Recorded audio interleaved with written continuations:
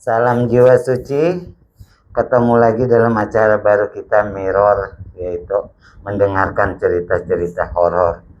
Nah, ini acara baru dari Siga TV yang hari ini Mirror ini kita mulai dengan cerita pribadi dulu tentang kejadian gaib.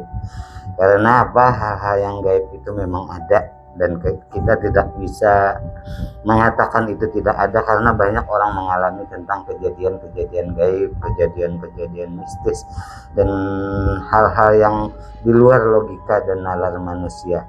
Dan mungkin ke depan kita Siga TV akan mengundang narasumber-narasumber yang mempunyai pengalaman-pengalaman gaib, kejadian-kejadian gaib, kejadian-kejadian mistis, kejadian horor selama hidupnya. Nanti kita akan sharing-sharing tanya jawab dengan narasumber-narasumber.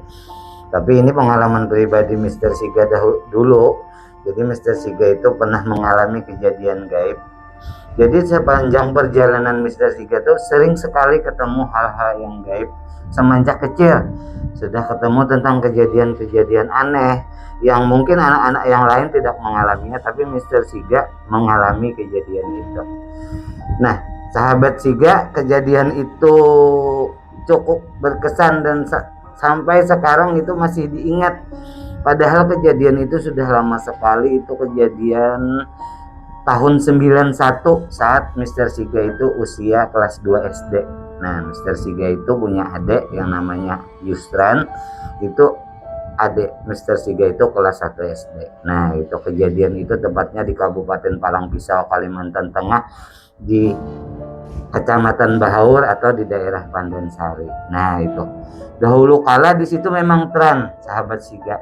Dan di sana itu memang masih hutan belantara tahun 91 itu. Dan di situ orang tuanya Mr. Siga pada waktu itu mereka itu transmigrasi lokal ke daerah sana. Di sana itu masih kerjanya tuh menebang pohon, menanam kelapa untuk hidup sehari-hari dan tran lokal pada waktu itu dan mencari ikan lah. Nah, itu satu kampung yang namanya Pandansari itu, kampung itu hutan, akses ke daerah ramainya ke kecamatannya itu memakan waktu 1 jam 2 jam lebih menggunakan akses laut atau orang itu menggunakan kapal kecil atau kelotok. Jalan daratnya tidak ada. Sunyi sekali, pohon besar-besar pada waktu itu di daerah Bahaur itu. Nah, di situ itu hal-hal yang mistis itu hal yang biasa sebenarnya, dan di situ pada waktu itu ada hanya ditempati beberapa mungkin 10 keluarga kurang lebihnya. Tran lokal itu bukan tran yang dari pemerintah, tapi keinginan masyarakat pribadi untuk berpindah, cuma dibantu masyarakat setempat untuk mendapatkan lahan atau tanah untuk tempat tinggal. Dan jarak rumah 10 buah di daerah situ itu mungkin setengah kilometer baru ada rumah, setengah kilometer ada rumah karena dibagikan tanah. Nah, itu di tengah-tengah tanah itu mungkin 1 hektar lebih per orangnya dapat. Di tengah tanah ada bangunan.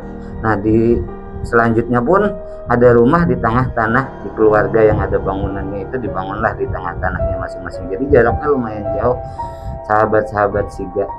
Nah, kalau dulu cerita nih ya, cerita orang tuanya Mr. Siga dahulu pada waktu itu, kakek saya juga pada waktu itu katanya sering karena pohon itu terlalu besar-besar pada waktu itu, kalau ada tempat kuburan itu pasti di bawah pohon-pohon. Kata orang tua Mr. Siga itu di situ kalau jam 4 sore kalau sudah matahari mulai tidak terang lagi atau jam 5 atau jam 6 sore itu sering melihat penampakan kayak kuntilanak. Itu sering kayak melihat penampakan kalau orang wewe gombel kah kalau kami di sana, hantu beranak. Nah, dan sering juga kejadian, cuma Mr. Siga belum nemu itu cerita orang tua Mr. Siga. Sering kejadian pada waktu itu anak yang hilang dalam beberapa jam. Umpama ada anak kecil, bocil-bocil yang umur 3 tahun atau 4 tahun itu bermain-main hilang, dipinjamnya, nanti dikembalikannya lagi oleh hantu beranak atau wewe gombel kalau orang mengenalnya itu, tapi dengan kondisi sudah berlendir kayak dijilat bile. Badannya ini berlendir, tapi dikembalikannya. Cuma ada ritual cara mengembalikannya. Itu masih cerita-cerita orang tua Mr. Siga. Nah, pengalaman Mister Siga pada waktu itu tahun 91 itu waktu masih usia 8 tahunan, adik Mister Siga itu 7 tahunan, Yusran. Kami itu dari rumah tempat tinggal Mister Siga, orang tua Mister Siga itu kami punya 6 bersaudara, sebenarnya 7, cuman 1 juga diminta oleh orang alam sebelah. Jadi salah satu saudara Mister Siga itu hilang. Nanti Mister Siga ceritakan. Tapi yang ini dulu, yang ingat dan berkesan. Pada waktu itu kami itu kalau di kampung di sana itu selesai maghrib kami belajar mengaji ke tempat saudara juga sih. Apa itu saudara ibu, kakaknya ibu. Itu kami biasanya kalau selesai sholat maghrib bersama adik tadi yang bernama Yusran tadi, kami ngaji. Selesai sholat langsung ngaji kami ke tempat. Jadi jaraknya hampir 500 meter dari rumah Mister Siga, orang tua Mister Siga, ke rumah tempat ibu tadi. Kami Mama Tuha kalau kami memanggilnya, padahal kakaknya ibu, opah kah kata orang. Nah pada waktu itu selesai kami sholat maghrib, tapi pada waktu itu maghribnya tuh agak cepat putaran maghribnya, mungkin jam 6 pada waktu itu kami selesai sholat maghrib, jam 6 lewat sedikit selesai. Itu kondisi matahari itu belum tenggelam, masih terang-terang sedikit, masih tapi tertutup pohon-pohon. Nah kami itu kalau orang tua Mister Siga sama kakaknya orang tua Mister Siga itu pekerjaannya menanam pohon kelapa, tapi ada nanti kelapa-kelapa yang sudah jatuh, yang sudah tua, yang sudah tumbuh sedikit, itu kata orang Banjar, orang Kalimantan itu paong atau bibit lah, itu ditumpukin yang panjangnya 1 meter, setengah meter yang baru ditumpukin buat ditanam. Jadi di antara rumah Mister Siga itu dengan rumah kakaknya orang tua Mister Siga itu ada jalan, lalu ada jembatan, cuma jembatan itu ada jembatannya cuma batang kayu. Pada waktu itu tahun 91 itu kayu untuk di kota Kalimantan gampang sekali mendapatkannya, mudah sekali kan. Karena Kalimantan terkenal sekali dengan kayu, orang bilangnya pembatangan. Jadi ada kayu di antara tanahnya orang tua Mister Siga sama kakaknya itu ada jarak sekitar 5 meter, dan di tengah-tengahnya itu ditaruh kayu gelondongan. Nah disitulah kami meniti untuk menyeberang ke tanah orang tua atau guru ngaji kami itu tadi. Tuh remang-remang itu selesai sholat kami jalan kan, di antara menuju jembatan tuh ada tumpukan bibit-bibit kelapa tadi bertumpuk memanjang. Jadi kami jalan pada waktu itu niat mau ngaji sama adik tadi. Jadi cuma di perjalanan tuh kami merinding, toleh-tolehan sama adik, merinding, rasa-rasa ada diikutin, kayak ada yang mengikutin, tapi dibalik tumpukan bibit-bibit kelapa itu. Kami jalan, kadang menoleh tidak menoleh ke belakang, jalan menuju jembatan kayu gelondongan tadi. Jembatan kayu gelondongan itu kalau kurang hati-hati menyeberangnya sahabat Siga, nanti dia berputar, kita bisa jatuh. Jadi kalau kita menginjak kayunya itu harus cepat melangkah sampai ke seberang sana. Dia cuma diikat tali aja, cuman bisa untuk jembatan, tapi bentuknya tidak jembatan, meniti kayu gelondongan itu. Mungkin diameternya itu sekitar 70 sentian, lumayan gede, lumayan besar kayunya. Nah kami di jalan itu merasa diikuti sahabat Siga, seakan-akan ada orang yang mengikuti kami dari sebelah kanan kami. Sesampai kami mendekati kayu gelondongan itu tadi, kami coba menoleh ke belakang, ternyata sahabat Siga mengerikan sekali. Ketika kami menoleh ke belakang, ke sebelah kanan, ada sosok berdiri, dan ini johir, bukan hal yang goib. Kalau di tempat kami atau di kampung kami bukan hal yang goib, ini johir. Kami melihat ada sosok setinggi badan kami, itu badannya lebar, tapi di tubuhnya itu penuh duri, tapi durinya itu mungkin panjang sejengkal 1 kilan ini.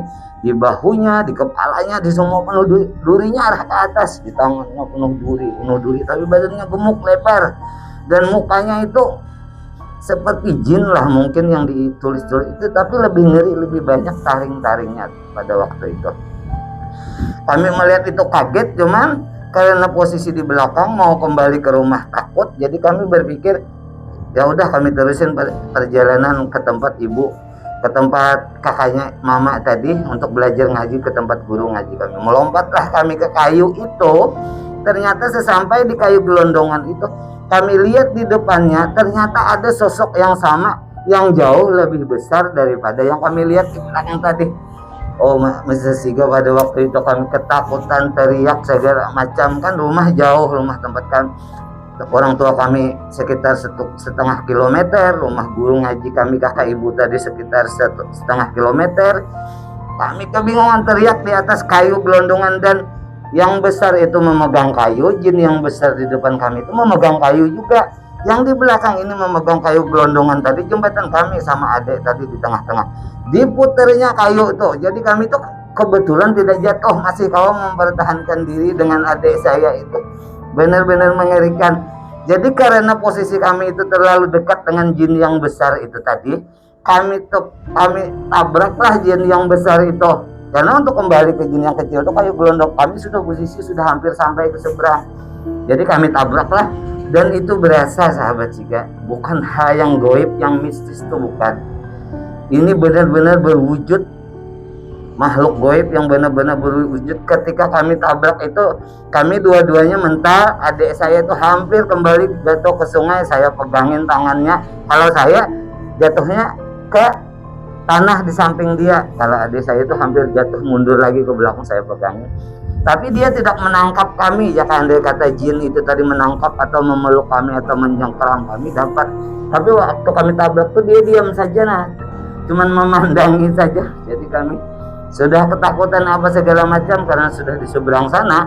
Jadi akhirnya sahabat Siga kami lari ke tempat guru ngaji kami tadi, ke tempat kakaknya ibu tadi.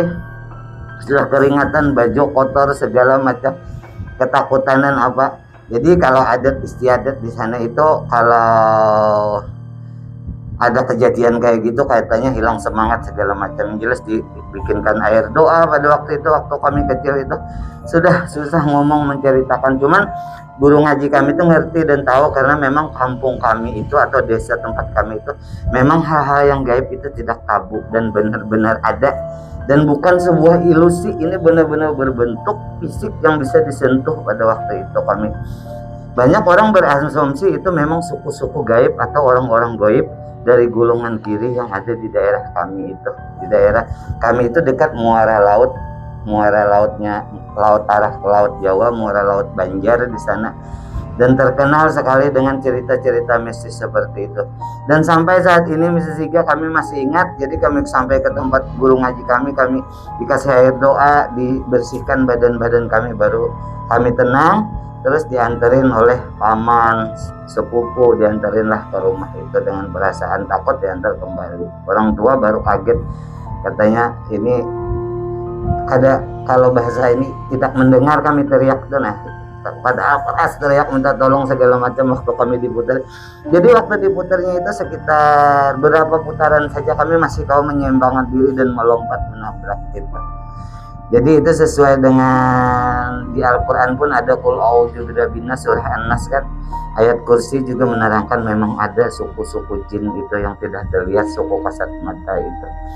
Jadi itu pengalaman pribadi Mr. Siga di tahun 91, masih ingat sampai sekarang. Kayaknya daya rekam ingat, kalau usia sudah SD kelas 2 kan masih ingat sampai sekarang. Jelas sekali bentuk makhluknya pun masih ingat sekali. Badannya itu sebenarnya padat berisi tapi lebar, cuman punya duri yang arahnya semua arah ke atas, di pahanya, di mananya penuh duri. Dan waktu kami tabrak badannya, durinya itu tidak sakit, badan kami tidak sakit, bentuk runcing cuma tidak tajam. Nah itu kejadian yang sangat luar biasa yang kami pernah alami. Banyak lagi kejadian-kejadian misteri selanjutnya yang akan Mr. Siga ceritakan, dan mudah-mudahan ke depan kita akan menghadirkan narasumber juga dengan pengalaman pribadinya atau cerita-cerita dari saudara-saudara Mr. Siga. Dan Mr. Siga banyak mengalami hal kejadian itu sampai seusia sekarang. Kalau orang bilang, ada yang bilang indigo, ada kalau orang Banjar itu bilangnya manis dagingan. Tapi Mr. Siga ini sangat sensitif sekali dengan dunia gaib. Nah itu pengalaman pribadi. Jadi jelas Mr. Siga menyampaikan tanpa rekayasa, memang sebuah kenyataan Nah itu untuk kita selalu berhati-hati dan waspada ketika kita sahabat-sahabat juga masuki daerah atau tempat atau kampung atau areal apapun, kita mengucapkan salam di batin kepada hal-hal yang gaib untuk tidak diganggu, bahwa memang gaib itu ada. Kalau kita kurang menjaga diri, kurang waspada, kurang hati-hati, maka kita akan diketemui atau bertemu dengan makhluk-makhluk mengerikan sekali. Salam jiwa suci, terima kasih.